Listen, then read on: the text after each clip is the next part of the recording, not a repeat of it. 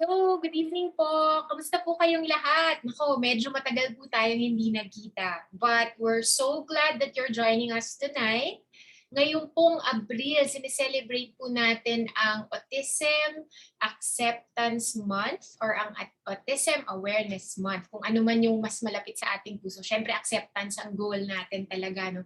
Kaya po nag-decide kami na pag-usapan natin ngayon yung tungkol sa isang kumbaga basic need ng lahat ng tao, ito yung pagkain, at saka ano ba yung mga recommendations natin para sa mga kids with autism or ADHD.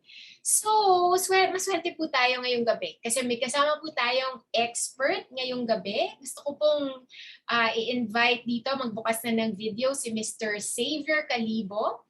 Si Save po ay isang practicing nutritionist and dietitian who works with functional med practitioners. So ang base po niya ay sa Life Science Clinic. Tapos, he has also worked with collaborative teams sa MedMom po dati to assist children with special needs and their families. So Save, good evening. Kamusta ka? Hey, Doc, doing great. Kamusta po kayo? Hope everyone's Yan. doing well also. Oo, okay naman. Malapit na tayong magbakasyon at Holy Week na ngayon, no? Lapit na, lapit na. Malapit na, oo nga. So, ngayong gabi, ang pag-uusapan natin, magandang topic, no, Safe? Kasi alam natin, children with autism, kadalasan when we manage them, ang tinitignan natin yung kamusta ba yung behavior nila. So, karamihan dun sa mga interventions natin are really focused on therapies, on behavioral intervention, on special education. Yun yung tinitignan natin, no? Pero mahalagang tandaan po natin na ang autism ay isang neurobehavioral or neurodevelopmental condition. So kahit na development yung main concern natin or behavior yung nakikita natin sa pang-araw-araw, kailangan nating balikan na meron tong neurologic basis. And syempre, kailangan suportahan natin ang katawan ng bata, yung health ng bata. And we do this through food, through nutrition. Di ba, Save? Anong thoughts mo tungkol doon? Yeah, well, for first and foremost, no matter what the case, important naman talaga yung food kasi one is it supports growth, supports general well-being and general health. That being said, when it comes to special cases naman, sometimes neurodev cases, or even like the common cold, certain dietary changes have to be made para lang we can help support the thing that needs supporting. It doesn't mean naman na it's in a negative state of health, but sometimes you just need a little bit of something else over another thing. And then, ayun siya. Sometimes people overthink of it or overthink it or like delve too much on a certain specific nutrients. But what we really want to focus on is hitting all of the bases talaga. When it comes to food, when it comes to lifestyle, when it comes to everything else. So maganda yan, Save.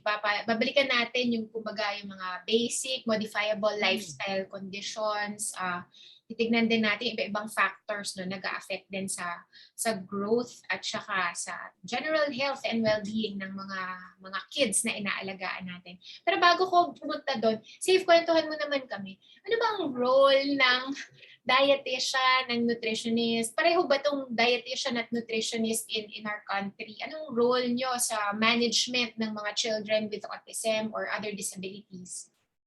Yeah, great question. No? Actually, one of the more frequent ones na natatanong sa amin. In our country, dietitians and nutritionists function as one and the same. Yung common or like the official term for us is nutritionist-dietitians. In other countries, separate sila.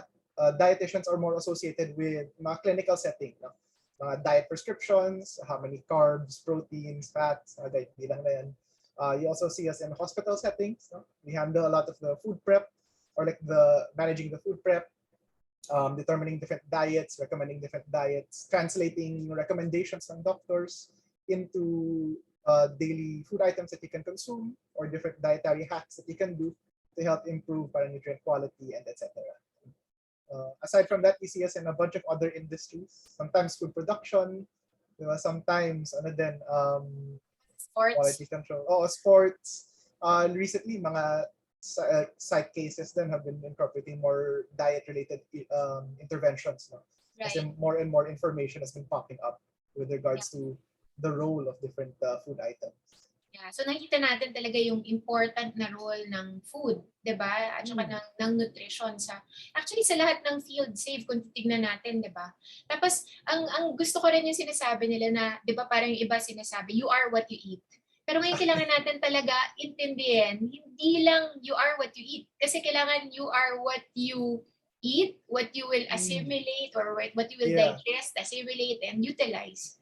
So, ang daming factors na kailangan tinitingnan din natin as parents or as clinicians, no? Tama. Ayan. Yeah. So, interesting nga yun, Doc, kasi, yeah, what you said nga, what you assimilate to a certain degree, right? Because some people can eat, like everyone can eat anything, but then a lot of people cannot digest everything properly. Right. So, it just certain factors lie behind it. Sometimes genetic siya. So kung allergic yung family mo to this general thing, allergic ka din talaga. Or like there's a big chance na allergic ka to, like, let's say shellfish or etc. Other stuff naman can be because you got exposed to it early, or your body doesn't have the enzyme to digest it. So it doesn't mean that you're unhealthy, but it just means that you have to adjust certain things in your diet to not quote unquote make ends meet, no? To parang reach it from different sources. So there's no one particular superfood na will solve all of your problems, but in a sense naman, certain foods can help. But you want to always mix and match them with other food items. Ang dami na points na sinabi doon, ano? Parang, in a way, what you're saying is really to personalize nutrition. Yeah. And if you look at a lot of journals, parang yun na yung magiging trend talaga, no ba? In the future, personalized nutrition na talaga. I think that's also the bigger challenge, no? Kasi kung very personal siya, big sabihin walang blanket solution. I mean, we do have yung parang daily requirements na as a fact, right? Pero para naman kung like this person can't digest this, they react poorly to that. Dun papasok yung parang creativity on one end on both the dietitian and also the person who's cooking the food. So kung kayo mismo, you don't need to have like a food degree naman or like a big background on nutrition to explore different food items.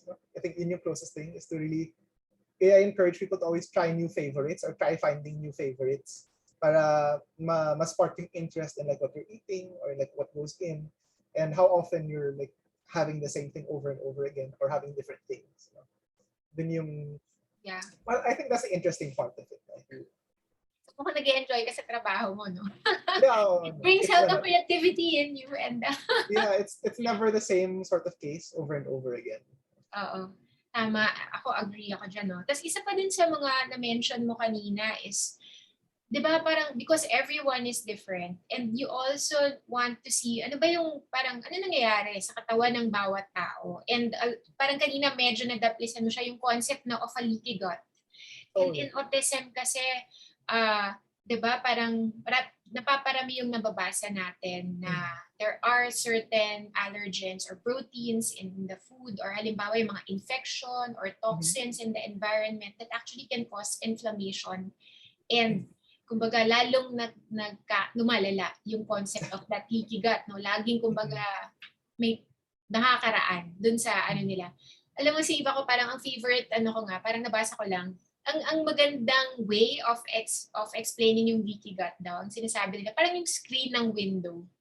Kasi 'di ba yung intestines natin parang siyang screen ng window na nakakapasok yung mga good nutrients na kailangan natin. Pero in the same way, ang window, hangin na kumbaga malamig na simoy ng hangin pumapasok sa window. Okay 'yon. Yeah. Pero kung may butas, ano yung papasok?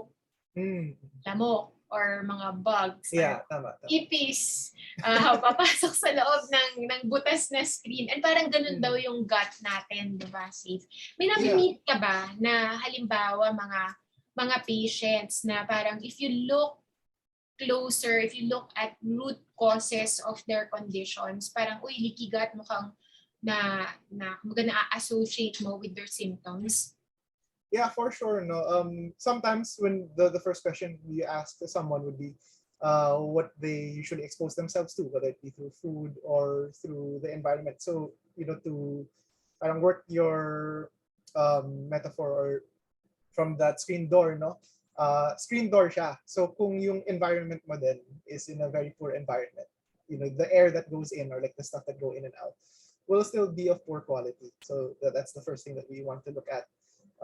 And then when it comes to ano naman, like looking at parang their current condition, no? More often than not, ito yung mga utot siya ng utot, or like gasiness and bloating, headaches, no? More moderate responses would be parang always anxious, always stressed out, easily stressed out, poor sleep. No? These are the common things that we look into for signs na leaky gut is occurring. The same thing din naman applies to, let's say, kids with autism. It may be harder to notice kasi minsan quiet lang sila or silent, no? Or they don't really react to a lot of stimulus. But when you delve deeper, or when you like try to notice the small details, there are certain things na yung papansin mo, baka very irritable sila today. Yesterday, hindi masyado. It's like those small little noticeable factors that take time to be more attuned with them. For other kids na naman, what you want to look into is hyperactive ba sila? Or do they get very tired really quickly? In some cases, kung malala ba yung DO, that's also another sign. There might be some signs of leaky gut. But I think the one thing that you have to know is leaky gut naman, that isn't a permanent experience. It doesn't have to be a permanent experience. So, like what you mentioned, you just need time to patch those holes, right? Or time to repair the holes, change the environment for a little bit, give the body time to rest and repair. Para you get the environment where it promotes recovery. Hindi siya yung parang naiiwan lang at status quo, kumbaga. Galing. Ganda nung several points na-mention mo, no? So parang, siguro summarize ko lang, no? Unang sinasabi mo, ang leaky gut, hindi lang yan digestive tract. It's really parang a systems biology approach. Yun yung nakikita mo. All the other organ systems may be affected by leaky gut, no? So hindi lang gastrointestinal yung makikita. And then maganda rin yung sinabi mo that the body heals itself. Kailangan nating tulungan yung katawan ng mga anak natin na merong mga disabilities to heal itself. Because yun naman yung maganda sa katawan natin. Parang tulungan lang natin, i-support natin, tanggalin natin yung mga bugs or yung mga exposures nga na nakakasama sa kanya. And it will heal itself, di ba? It will restore the balance dun sa health natin.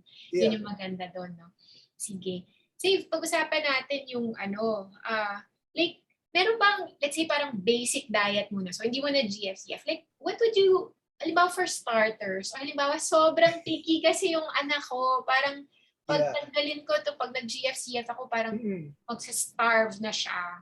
So, like, saan pwede magsimula yung mga magulang? Like, what would you advise them?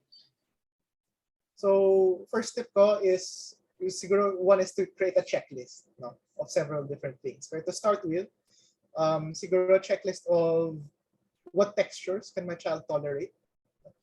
Kung puro watery things lang ba, kung soft na food items, chewy food items, hard food items, crunchy, crispy, no? All of these different textures play a role in all of the different food items we eat, right? Can they chew food well? How many chews, mabilis ba sila mapagod? These are the things that you want to figure out first to know which direction you want to go. So once we've had that, next naman would be what items are they tolerating right now? What do they have favorites? May mga ayaw ba sila? Do they like veer towards certain things, or do they react poorly to certain food items? That's one other thing that will determine. So to use it as like an example, maybe gatas. Ito yung pinaka-common that we see. Gatas or crackers, siguro. When you see like milk hanggang milk lang ba matolerate niya? Or kaya ba ng soups? Kaya ba ng stews? Can you change milk for another type of milk na maybe not animal-based, maybe plant-based? No? Or siguro to use crackers as an example. Crackers kasi diba easy to chew. So when they're exposed to a lot of crackers, or yan yung usual nilang pagkain, can they tolerate other crispy foods, no? Or other crunchy foods maybe, sa mga crunchy vegetables, kaya ba? Or kaya ba nila yung hindi na sobrang lutong na cracker, the ones that that you need to chew more on, or parang pinapatunaw ba nila sa mouth nila? So these are some things that I learned then recently just from working with the other OTs that they taught me to watch out for. And then siguro from there, we come up with a base. So like let's say kung gatas, you go for either changing the type of milk, so switching from normal milk to like let's say almond milk. Kunwari. It's either that or you add other things to the milk. No? Maybe you can make a smoothie with some fruits. So isipin mo lang siya parang tree. You start with one thing, tapos you choose where to branch out, and then either you branch out from it directly, tapos from there lalaki siya, or you try different branches. No? So different forms of different items. Meron na rin behavioral techniques na sinashare Yeah. natin si Save ngayong gabi, no?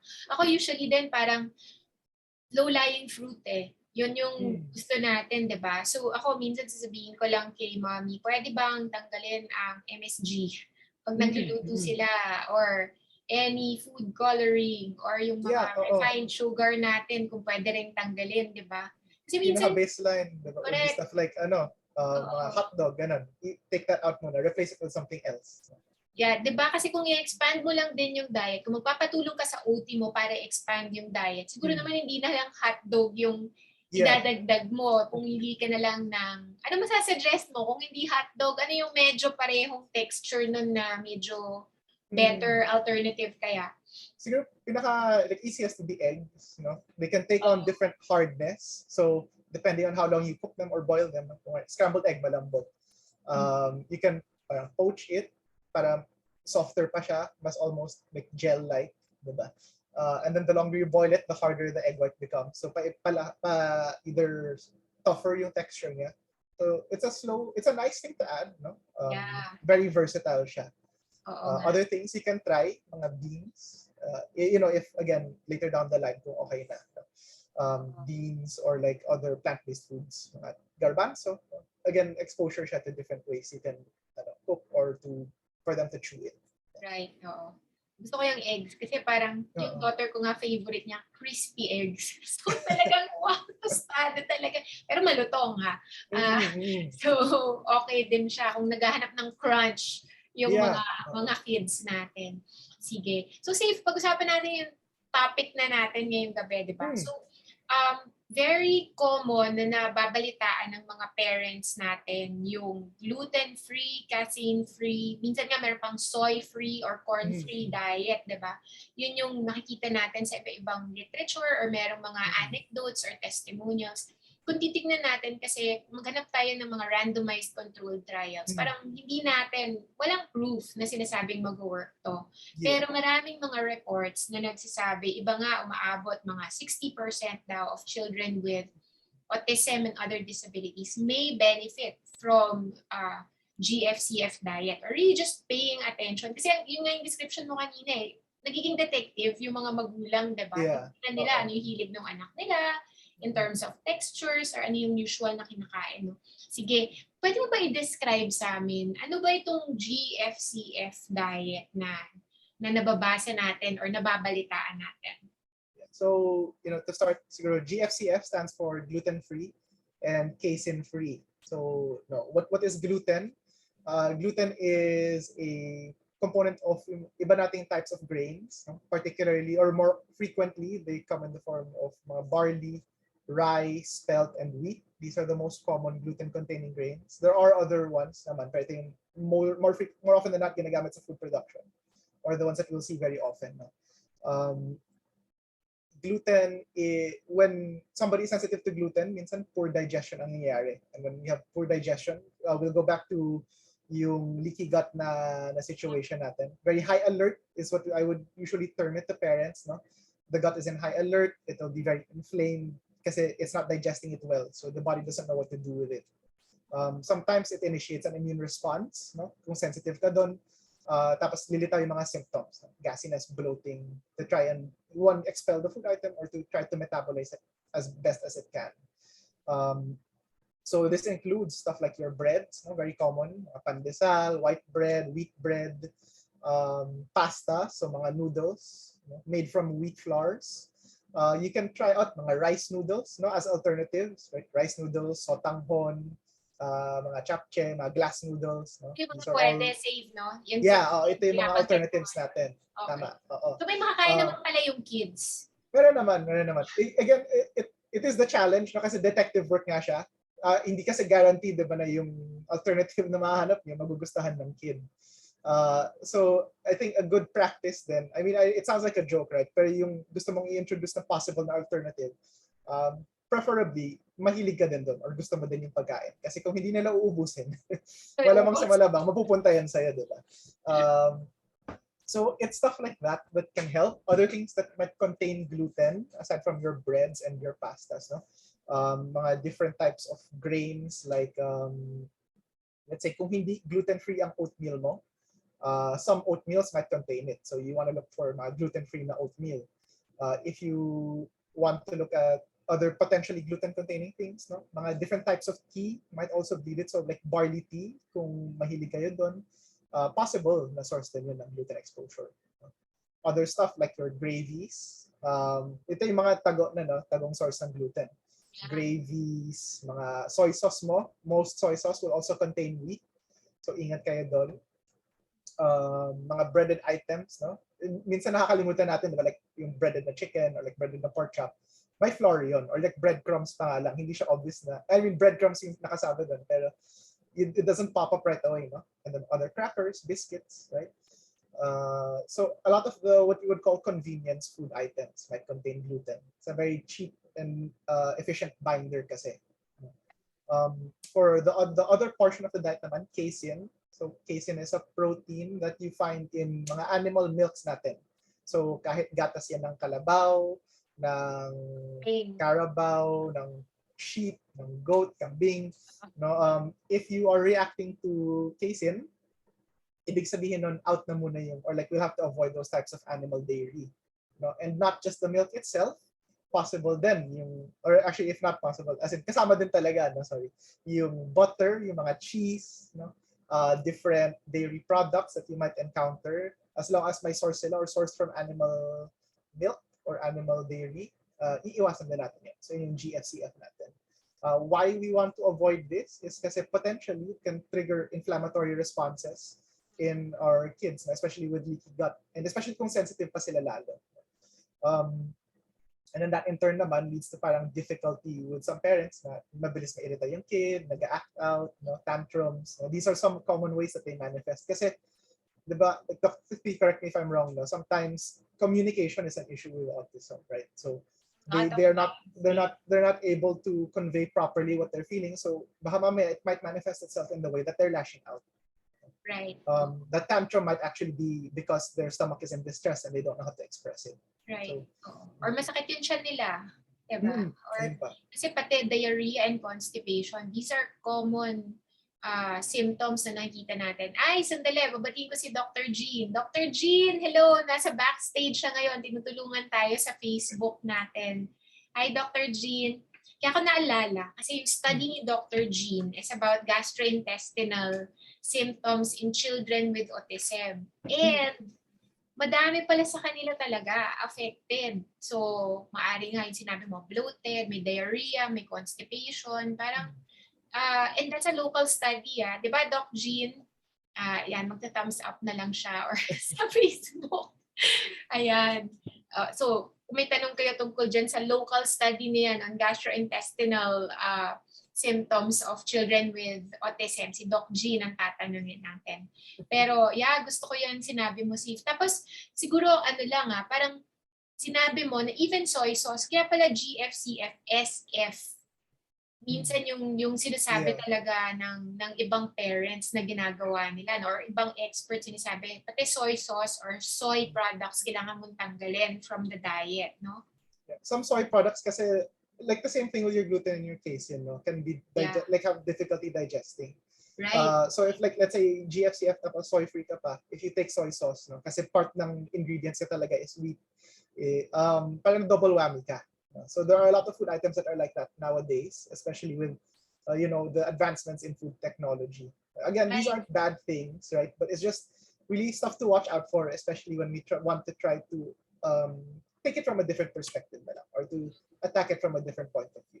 Tapos ang sinasabi nga nila, di ba, karamihan ng mga soy products are genetically modified. So, pati sa States, maingat sila sa mga soy products. Talagang binabasa nila. So, important talaga na basahin ng parents ang labels, 'di ba? Like, meron ka bang experience dito? Like, saan ba usually, kanina na-mention mo na, saan pwede natatago itong mga food na to? Pero is there anything in particular na kailangan nilang tignan sa mga labels or watch out for? Kasi, uy, baka hidden pala to na source of gluten or casein. Yeah, in food products, no, they're required naman if they have any claims or more often not international products. They always have the ingredients in their back, like on the back of the item, next to the nutrition facts, no. So especially, kahit milk man yan, as in gatas lang, sasabihin talaga nila doon sa likod ko ano yung kung milk only, right? I guess this, even if it's not for kids, even if it's for the parents themselves, right? The question we usually ask is, how often do you read the ingredients of the food items that you buy? Right? You'll be surprised at what's in it or like what's used to cook, right? So like say if you're corn-free, diba, like you mentioned kanina to. Minsan nga yung mga chips natin, fried in corn oil. So potato chip siya. Like let's say potatoes, okay naman, diba?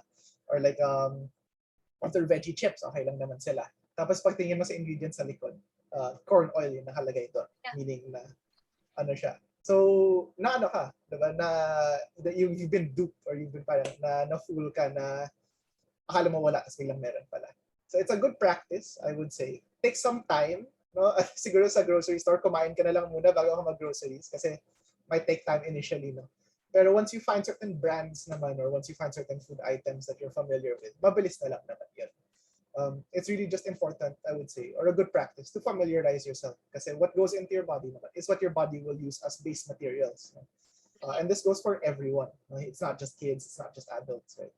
So, maganda rin siya, no? Kasi what you're actually telling us is we have to be mindful. Diba, parang kadalasan sa atin, parang, okay, grocery ako, ano nandyan.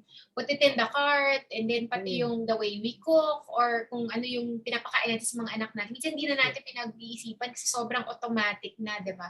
Kaya nga minsan, pag humingi ng food diary si Xavier, biglang, oh my gosh, ito pala yung kinakain ng anak ko. Ay, ganito pala kadami. Ay, wala pala siyang tubig na ininom.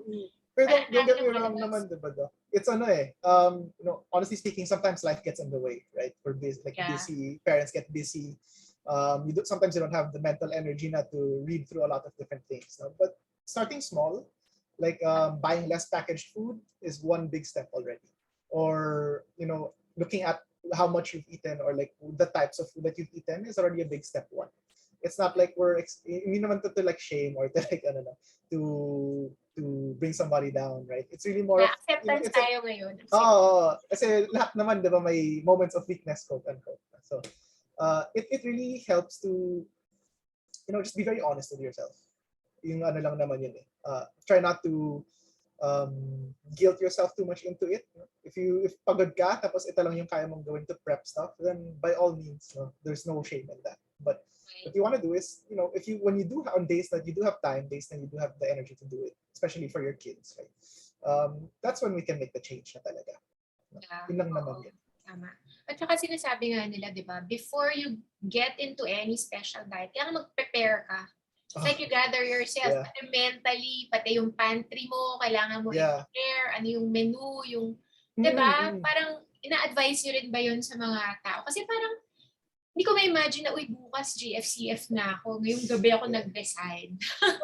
Number one na sinasabi ko is may parating bang event, celebration, or anything that might interfere. Or Pasko, di ba? Oo, Pasko, bakasyon, wedding, no? If there's any of those events, sasabihin ko, okay lang na i-delay natin to. Focus on what we can muna. Correct. Kasi what you want to do is find a good time. Kasi again, like what we talked about, it's gonna take several days to get used to it. And then like a month or so pa to push through with it completely. So ayun siya. That's one. Number two is how prepared is my pantry. So groceries muna. Uubusin ko yung kailangan ko muna ubusin. Galing yung mga mommy noodles from the... Pwede siyang i-donate, no? One, you can do that. You can slowly consume it. Pero sinasabi ko naman, those store for a really long time. No? You don't have to throw it away.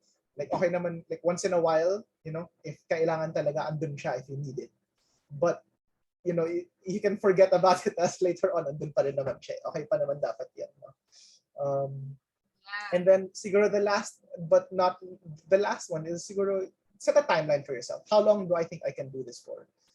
And then decide if you want to extend it later on. And then, or if by the end of it, if you can adjust what you can adjust, yun na lang muna. There's no parang deadline, that specific deadline that we have to meet. Kasi dagdag stress din. And we want this to be like as least stressful as possible. Ng stress. Inflammatory ang stress. So, hindi siya makakatulong talaga sa mga kids and parents natin. So, meron tayong question dito kay Mommy Giselle, no? Parang sabi niya, if the food label says it was made in a facility that processes meat, is it not safe for the child na? Ganun ba ibig sabihin nun? If if it says naman the term gluten-free, kahit in process naman yun in a facility that contains meat, basta claim nila gluten-free, required naman sila na i-guarantee na gluten-free yun. Yeah. But na walang contamination. Na walang cross-contamination. But if it is not gluten-free, tapos nakasulat doon, made in a facility that processes wheat, there is a chance na magkakaroon siya ng gluten. Or na mag-bleed yung gluten in, like, let's say, the processing from like one machine to another. Possible yan. Parang ito, naalala ko lang, important din for parents. Kasi di ba sa bahay, kinokontrol natin yung food, parang akala natin, uy, ang ganda, 100% GFCF. And then minsan pagpasok sa school. Ngayon, online tayo, so medyo controlled environment talaga, di ba? Pero minsan pagpasok sa school, recess, may pagkain may baon siya, pero mas masarap yung baon ng friends sa school, di ba? So minsan dyan pumapasok yung mga infractions natin. When it comes to stuff like that, no, ano na yan, parang collateral damage na. Especially if papasok sa school, magte-trade sila ng lunch, makikihingi, no? Pero if you want to look into it in that perspective, consistency na lang. So if that one instance happens, the best we can do is make sure that it doesn't happen repeatedly at home. It's honestly the best we can do, no? Kasi sometimes hindi talaga natin control. And you know, progress is not lost naman with that one instance, right? So you just want to support it in a way that, one, if ever may negative reaction, makaka-recover ka agad. And then, you know, the habit that you built is still there, kahit na may instance na nakatakas or something like that. Kain yung baon ni seatmate niya. Pero I think important dito, kung may mga therapists and teachers na nakikinig ngayong gabi, important yung role ng mga professionals natin. Kasi the parents can actually tell you na, teach, parang gusto namin talagang 100% GFCF yung anak namin. Pinag-iingatan namin sa bahay. So, yung collaboration talaga with the healthcare team is important, and with yung teachers din, or yung therapist, di ba, na nag-feeding therapy sila. So, yung choices of food during those instances, or yung behavioral therapist, parang important. And kasi usually reward di ba, food nagamit nila as reward. At hindi naman tayo, no, for ourselves. For ourselves, for our pang-distress. Pero ayaw natin maging emotional eaters. And siguro isang reminders ko lang din sa mga parents, kailangan nyo rin tignan daw yung mga school supplies ng mga anak natin. Kasi halimbawa, ang Play-Doh, nag-name ako ng brand. Hindi ko kami binabayaran, walang advertising dito ang Play-Doh. Pero sinasabi lang minsan may flour na kasama yon. So, pati yung mga school materials, or even yung famous brand, Crayola, meron din daw flour, or parang meron din pong nahahalo. So, pati yon. And then, minsan yung mga anak natin nagmamouthing pa, di ba? Sinusubo nila, or yung kamay nila, masusubo nila pagkatapos nila mag-work, hindi pa sila nag-wash ng hands. So, yun din, pwedeng mga hidden sources daw yan of yung gluten natin. So, we just need to be mindful as parents. So, Steve, ito naman yung next question. Ang impression ng mga tao, sobrang mahal. And minsan talaga, di ba, ang mahal pag nag-decide ako mag-GFCF. Mga olden days, charot. Pero yung mga bandang fellowship pa ako, actually, parang sinasabi, lasang cardboard. Kaya hindi talaga nag-work ang GFCF. Pero ngayon parang, ang dami ng nakikita na GFCF sila, na mas malasa naman, they're tastier, no? Pero sobrang mahal. So, meron ka bang way of advising these parents na parang how do we make it doable sa majority ng mga Pilipino kung ganun ka mahal yung nabibili natin sa mga specialty stores? Yeah. So one thing kasi, sometimes they're more expensive kasi you're paying for the convenience, diba? Like, it's already guaranteed gluten-free, guaranteed casein-free, dairy-free. They've done all of the checks na, kaya sila mas mahal, right? What we can typically do, what I would recommend, is try to do more home cooking. Yun yung step one. Basic ingredients, keep it simple.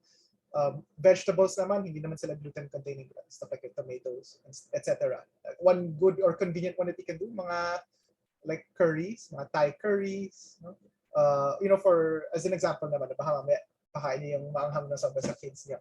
So stuff like dishes like this are gluten-free. So to take a lighter example, mga ginataang kasi kalabasa or like mongo, gluten-free naman sila. No? So that you just have to make sure that the other ingredients that you might use are, gluten-free also or soy-free. Read the packaging, double check the ingredients. Other things that you can do, like let's say mga roast chicken, no? Mga salt, pepper, tanglad, no? Other basic herbs and spices, gluten-free din naman po sila. So these are the different options you can try out as a start. It doesn't have to be very expensive. Pero yun, medyo familiarizing yourself lang with some ingredients. No? Yeah. Yun yung usually na mabanggit ko, soups, pwede din naman. Pero again, wag lang gumamit ng gatas, wag lang maglagay ng flour, yun lang naman. So, kailangan talaga mamalengke sila, no? I mean, it is more convenient now. There are websites now that link you to mga fresh produce. There are other online stores, no? Yung mga, natin, nagsasale din minsan ng mga food products. These are really more convenient options that don't necessarily parang break the bank or hindi naman masakit sa bulsa. Right? Pero ayun nga siya, it really just takes maybe starting small. So maybe not everything gluten-free, but maybe, or like not everything gluten-free, casein-free right away. Maybe you can do like a day in a week, a meal in a week pa nga lang kung gusto mo. Something to get the ball rolling lang. Hindi naman siya kailangan agad-agad 100%. Correct. Lalo na pag very picky yung anak nila or talagang highly selective, you really need to expand the diet first before you begin elimination. So, yun. Pero, tama, agree ako dyan. Alam mo, parang minsan lang yung ibang parents, akala nila pag bumibili sila ng GFCF products sa mga specialty stores natin, okay na. Parang they prioritize it minsan over whole food. When in fact, ang taas pa rin ng carbs no, ang taas pa rin ng sugar. Wala nga gluten, pero sobrang tamis, di ba? May nakikita ka bang mga ganun din, Steve? Yeah. So I think off the top of my head, it would be stuff like let's say use rice crackers for an example. I think very common to use also in some therapies, right? They're not necessarily bad, right? Pero if you look at it as a food item in itself, carb siya. Right? Di ba yung mga go, grow, glow foods natin, right? So carbohydrate, like carbs, protein, and fat. Right? You want to balance these all in the respective amounts and not focus on one in particular. So let's say if you do stuff like rice crackers, maybe you can mix it with mga nut butters, mga almond butter, mga sugar-free, no, or like very low sugar na peanut butter. These are options that you can do to add parang protein, to add a healthy source of fat to the carb source. Parang lang siya, parang puzzle piece. Hindi lang naman pwede na isa lang all the time. So you have to mix and match them with each other. Yung variety of food, no? Yung diversity ng kinakain ng bata, importante din. Save, basahin ko lang to galing sa chat. Sure. Galing kay Ma'am Wilma. Sabi niya, ako bilib ako dito. Sabi niya, most Filipino dishes are actually GFCF if we use all natural ingredients. Tama yan. Tama po yung sinabi niyo. Stick to traditional way of cooking lang po. Agree ka ba doon, Save? I do agree. Siguro for, like, there are alternatives naman if ever you need it. No? For like, let's say soy sauce. Kung you wanna go gluten-free, pero hindi ka muna soy-free, you can try yung mga liquid aminos, no, from the grocery stores. That guarantees you na gluten-free na rin naman siya. Traditional ways of cooking, tama nga, mga kinilaw, mga inihaw, inasin, no? Mga buro, mga kimchi, ganun. These are all really great ways to add variety. Pero don't beat yourself up kung hindi pa kaya all the time. Right? So again, stress ka na lang na slow and steady wins the race tayo. Hindi naman tayo nagmamadali. Yeah. Yung sinabi mo nga na yung buro or yung mag-fermented food, actually maganda nga yan para dun sa mga good bacteria Yeah. natin, di ba? Sa tiyan natin. Kasi kailangan din natin silang buhayin. Kailangan natin True. pakainin etong mga to ng fiber and all. Meron pa ako dito. From a viewer, sabi ni Doc G, tama po, we need to prepare our entire household para sa diet that we need to follow, especially pag gatherings. Kaya po pag may gathering, nagbabaon na lang kami and excuse ourselves sa family or friends para di sila ma-off sa diet namin. Ang galing. Yun Yeah. nga, I think it boils down po, no, to time it properly. So kung may event ba, yun nga din, no. Honestly speaking kasi, minsan isolating experience to. Pag ikaw yung nagbaon, tapos may celebration, no. Sometimes you might feel like KJ or parang killjoy or parang hiwalay kayo from the group, no. So it is also that aspect of eating can also really play a big role in the diet changes. Kaya it's hindi naman siya make or break, pero it is one factor that we also want to be mindful of. Yes. O ito, sabi ni Mami Lisel, pwede ang adobong puti. Oo Yeah, nga, yung adobo sa puti. Yung suka walang lang. toyo yun, di ba? Suka lang. Yeah, pwede naman po. Pero yung problem natin here, or like the one thing you want to watch out for, is yung strong tastes, strong aromas. Remember, parang yung sabi nga doctor, yung sensory issues sometimes. Okay. This plays a big role. So kung kaya naman, great. Pero don't expect na if hindi siya na-introduce ka agad or hindi siya agad-agad nagustuhan, part of the process din po yan. Agree. Pero sabi nga nila, di ba, parang wag isang try lang. Kasi kailangan, di ba, anything new, tayo nga naninibago pag bago yung pagkain, di ba, inaamoy-amoy pa natin. Pero sabi nila, just keep at it, introduce it several times, 9 to 15 times, bago sabihin na, okay, hindi talaga hiyang or hindi talaga to kakainin ng anak ko. No? So, yeah, kailangan talaga patient din yung mga nanay natin. Masarap din magluto para pag hindi nagustuhan ng bata, at least kayo okay lang. Oo. Sige. Siguro itong question na to naman yung may tanong isang mommy din, will GFCF diet also benefit children with no developmental delays or disorders? Like, will it help in their development, their function, yung behavior, or overall health? Mag-work ba yung GFCF diet? Yeah, so with that naman, siguro first question is, kung nag-react ba sila? So if they are heavily reacting or very sensitive to gluten or casein, then yes, it will help the development. No? Less gassiness, less bloating, less distress from the child. Pero kung manageable naman siya, I would say in small amounts, then you don't need to go out of your way to complicate things. So, kung manageable naman siya. Pero again, it's never a clear-cut yes or no. Depende talaga kung ano yung matatolerate ng kid, kung ano matatolerate ng person. Oo. So talagang personalize it, di ba? Kung ano yung kakayanin. Pero ako tingin ko, a lot of individuals may benefit. Pero yun nga, kailangan nating tignan kung hiyang, kailangan natin i-personalize. Yeah. Kasi no two kids are the same, no? Pero siguro important lang din, kaya important din na guided yung mga parents, mga mommies ng nutritionist or dietitian kagaya ni Safe or ng mga doctors. Kasi if we take out certain nutrients, diba nag-eliminate tayo, in this case, diba, milk, tatanggalin natin kasi nga casein yung protein in milk, diba, tatanggalin natin. So, it actually puts our kids at risk of some micronutrient deficiencies. And yun yung sinasabi natin na hindi naman pwedeng maging malnourished yung mga anak natin. So, kadalasan, binibigyan natin sila ng supplements or in this case, calcium. Kasi lahat ng sources mo, pati ice cream, pati yogurt, tatanggalin mo if you go into this kind of diet. No? So, halimbawa yon, meron ka bang substitute para to make up for that lack of calcium in these children na nakaganitong diet? Yeah, for sure. Like what you mentioned, when we take something out, we always have to put something back in to help supplement it. No? Calcium, off the top of my head, you can do stuff like your green leafy or dark green leafy vegetables, stuff like your malunggay, spinach, no? Other things that can contain a large amount of calcium would be stuff like your mga small fish, mga sardines, mga dried fish na maliliit, yung crunchy, crispy, you know. These are really great in, really rich in calcium. Stuff like your iron, no? Again, dark green leafy vegetables, different forms of meat contain small amounts of iron. So it's never really at a complete lack of, but you just want to make sure na, kasi common association of gatas, calcium, strong bones. Hindi naman ibig sabihin na if you take that out, wala ka ng source. So there are alternatives towards it. Sige. So, and important, tandaan natin na yun nga, kailangan may balance pa din kung may tatanggalin tayo, yun yung ano natin. Okay, meron tayong isang tanong dito. Pero bago ko siya tanungin, like, save yung ibang parents nagtatanong, forever ba to?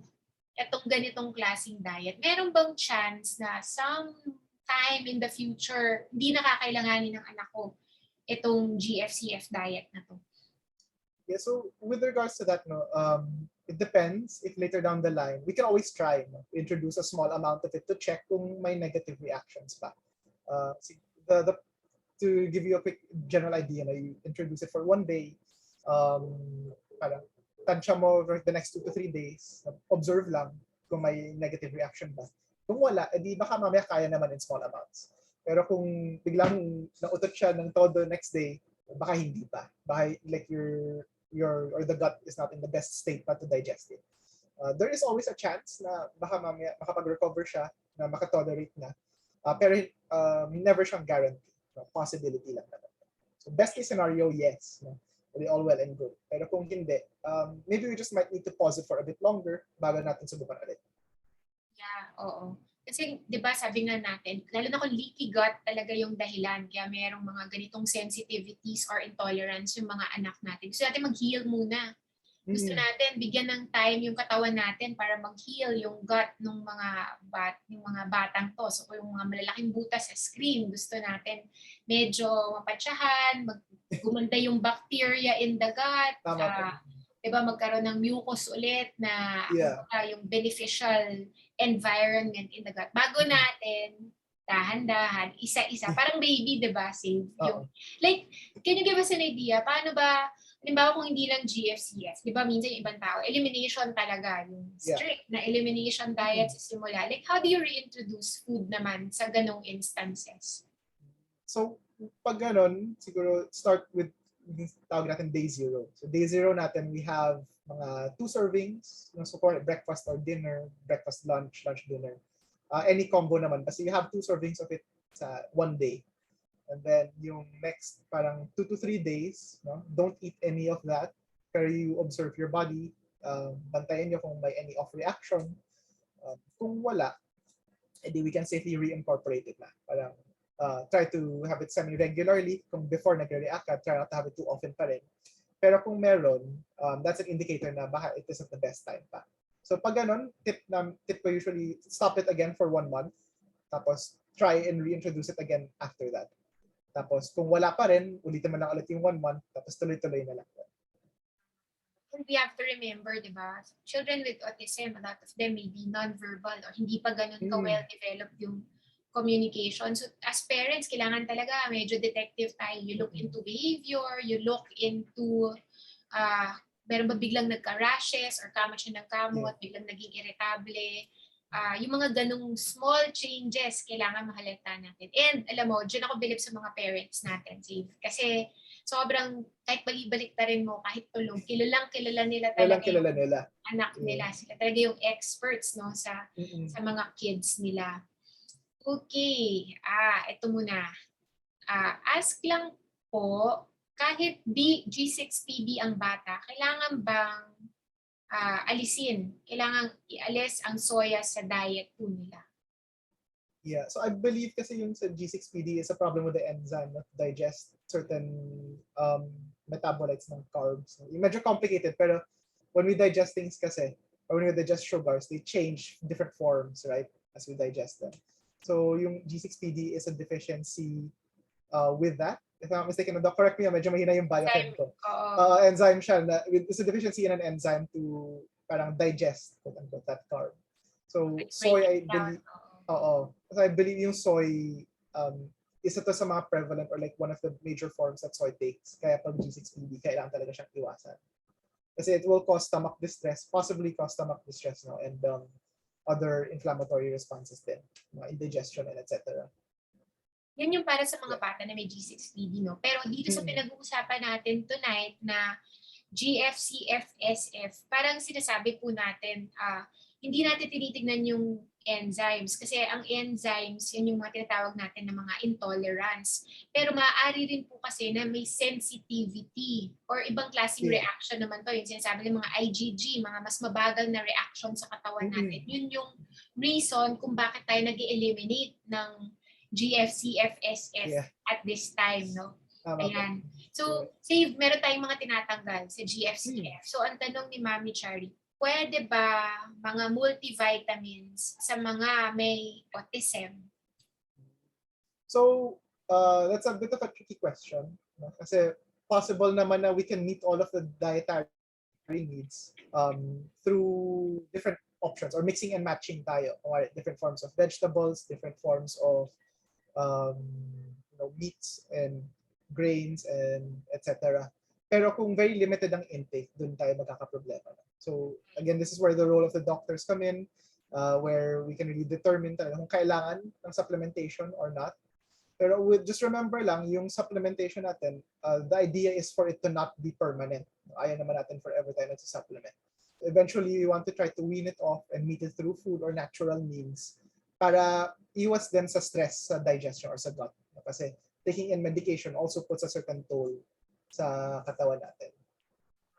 Meron tayong mga ibang kids na, kumbaga, hirap nila talaga painumin ng gamot or ng supplement. So, yung ibang parents, halimbawa fish oil, di ba? We know na it's a good anti-inflammatory agent. Pero pag inamoy mo siya, wow, ang lansa. Mabaho mabaho, hindi yan, mahirap siya minsang, di ba, ipainom sa mga bata. So, meron naman tayong mga techniques. So, ako sinasabi ko for fish oil, di ba? Kasi hindi nila kaya, lalaki ng soft gel na yan. So, ako minsan yun yung ihahalo ko sa Nutella or sa jam, something strong. Meron ka rin pang mga technique for yung mga, paano mo ibibigay kung may kailangan silang supplements na i-take? Yung go-to ko talaga blender eh. So, pag may ayaw sila, blend nyo na lang para matago or ma-hide yung taste, yung taste, yung texture niya. All of it naman will feel the same pag na-blend na. Pero of course, depending din yun kung kaya niyo bang lumunok ng maayos, can they sip through a straw, or kailangan bang spoon feed. No? Other times naman, like let's say, kung wari, mga garlic onions, matutunaw naman to if you cook it with like different food items. So madali naman siya itago. Carrots din, like spaghetti sauce. No? Yung pinakamadali. Mag-grate kayo ng carrots sa spaghetti sauce. It matches the color. Yung texture niya masasama sa, let's say, ground meat. No? These are like some food like techniques or like hacks that we can do to sneak things in. Pero again, try to think of these as temporary solutions. Always our goal will be to try to be able to get them to tolerate yung food item mismo. Yeah. But it's a process naman talaga. So, if we meet that, then we can move on to the next, and to the next, and to the next. Agree ako with Steve, no? So, ako, gusto ko lang i-pick up na. So, parang yung sinabi rin ni Steve, yung making smoothies. Kasi there are some kids, ang hirap, or yung oromotor structure nila, if they have autism, hindi ganun kaganda yung pagmuya nila, kaya pati speech is affected. So, giving them smoothies or popsicles pag summer or lagay sa soup, madaling way para ma-incorporate natin iba-ibang gulay. So, yung smoothie nila, hindi lang puro fruits kasi minsan refined sugar din. Tama. Ng fruits. So, may veggies din yung smoothies. Ano nilalagay mo sa mga smoothies? Yeah, so quick things to add lang. You can, if hindi veggies, kasi minsan diba color then can be a factor. Or minsan yung pagkalasang, I don't know how to describe, yung lasang green, yung kulay green kasi gulay diba. Yung pagkapakla niya, minsan off-putting siya. So other things you can put in, mga nut butter, almond butter, walnut butter, or yung nut mismo, like almonds or walnuts, pwede mo naman din silang i-blend. That adds like a nice source of healthy fats, good proteins. If yung nut mismo ang gamit mo, may fiber din yun. But of course, you can try quick techniques. Mag-freeze kayo ng malunggay lang. So i-freezer niyo, iwan niyo siya sa freezer. Pag binlend niyo yun, mas madali siyang i-blend kaysa sa fresh. Same thing goes with stuff like your spinach or other items like your carrots, pwede din yun. Ako rin yung, ganun ko pinapatagal yung mga gulay ko eh. I Tama. freeze them. Kasi di ba ang hirap naman yung every 2 days nasa palengke ka. So, pagbili mo, ako, yan, freezer ang ano nila dyan sila naka-store. No? Sige, pero say, ako agree ako with you completely na talagang food. Kaya nga supplement ang tawag natin sa mga supplements. Pandagdag sila. Pero ako ang ginagawa ko lang, kung halimbawa very selective yung mga bata, especially nga because they have autism, they have certain peculiarities or mga sensitivities, then that's the time I give a multivitamin, but I choose my multivitamins kasi marami tayong mga vitamins sobrang tamis, sobrang yellow. So, imbes na good nutrients or good micronutrients yung pinapasok natin, di ba? May kasama siya. So, yun din, kailangan natin tignan yung mga ganong labels din, no? I think you also want to make sure na very absorbable yung vitamins. Tama. The form it takes, it comes in. So, agree. Some kasi parang yung absorption rate niya medyo low. And what you want is a very high or like a really good quality one. Para you're sure na when you take in the multivitamin, yun talaga yung nakuha mo. Hindi yung mag-deplete or ma-excrete lang siya after. Right. Agree. Lalo na rin autism, di ba? Sinasabi nila, marami sa mga bata with autism may have methylation problems. Yung mga B vitamins natin, kailangan activated or methylated form para magamit ng katawan natin. So, kung may ganung problema pala yung anak natin, then yung methylated form na or yung activated form dapat yung binibigay natin sa kanila. So, maganda rin yung yung sinabi mo. Ito galing kay Mommy Nikki, avocado and almond milk. Okay ba yun kung GFCF diet? Yeah, if it's GFCF, I would say okay naman po yun. Other nut milks, you can check out mga rice milk or like other plant-based milks na rice milk, oat milk, gluten-free na oat milk. You can try out. May ibang mga medyo mas mahal na mga walnut milk, no? Mga macadamia milk, iba pa yan, mga mas price. Oo. Pero if your option is there, kung kaya naman, then why not go for it, diba? Again, different tastes, different textures. Let's try not to shy away from those. Pero what you want to make sure is you don't buy the flavored ones. So you want to make sure na it's unsweetened, or siguro best na yung vanilla flavored lang. Wag yung chocolate, wag yung mga strawberry kasi yun may added sugars yun madalas. But of course, biased ako sa homemade pero hassle siyang gawin. So if you can get an unsweetened version, then okay lang yun. Or yung iba nga parang ang suggestion ng ibang mommies is to cook a big batch. And then i-freeze mo na yung magiging parang serving size containers na para madaling. Pag busy ka kasi mommies are working, diba? Yeah, so, grab and go na lang. Tama. Correct. Sige, alam mo, save. Ang bilis. Tapos na yung isang oras natin dito. So, bago tayo magtapos, siguro ito lang. So, maraming salamat sa mga moms na nagpadala ng mga questions nila. Siguro tulungan natin yung community, no? So, dyan po sa chat natin sa Facebook, lagay nyo nga, saan kayo kumukuha ng mga products nyo na GFCF na ito masarap na try ko na. Dito sa palengkeng to, dito ako nakakabili ng ganitong klaseng gulay or save. Lagay ka rin doon siguro sa chat natin mamaya or bukas ng saan yung suggestion, 1 or 2 places kung saan sila pwede makakuha, makasource nitong GFCF products na para madagdag sa kanilang diet ngayong gabi. Pero baka magnakaw din ako ng mga suggestions nila. Tignan natin. Basta yung best practice natin, lagay natin, share natin, magtulungan tayo as a community, 'di ba?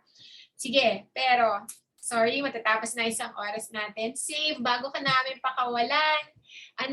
So una-una maraming salamat for joining us tonight. But before thank you for having me then po. Yes, you have some takeaway messages para sa ating mga mommies or daddies or lolas or mga kasama dyan na nakikinig sa atin ngayong gabi? Siguro a few lang. Siguro first one, keep it simple. No? Yes. Stick with what you're used to or what's commonly found in the diet kasi ayaw natin parang magbiglaan talaga. That's one. 2, keep it very low stress levels or try to keep it as calm as possible. Kasi 1, it's also for your health. No? Ayaw natin na stress kayo palagi. Pero 2, if it becomes a negative experience for the child, mas lalo kayong mahihirapan to reintroduce different things. No? Never take the approach na magagalit. No? Always try to, if we can, approach it from a very understanding point of view. And then last but not least would be to communicate. So communicate with the people around you, communicate with your therapists, your healthcare providers, the different doctors that you might be talking to, or even the people around the house, your spouse, your different relatives, and even the child as well. Kasi you'd be surprised at how well they can communicate if you take time to ask them and to talk about like, what is it that you don't like? Ano bang gusto mo? Is it because it's slimy? Is it because it's smelly? No? Simple questions like this can help you go a long way with deciding where you want to take the diet. Right?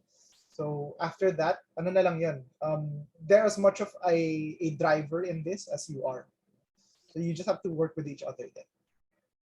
Naman, daming points ni si Xavier para sa atin tonight, no? Bago tayo mag-end, sabi ni Dr. G, nagpo-post na raw sila kung saan sila kumukuha ng mga organic fruits and veggies nila. So magandang usapan yan, no? So again, Xavier, maraming salamat for joining us tonight.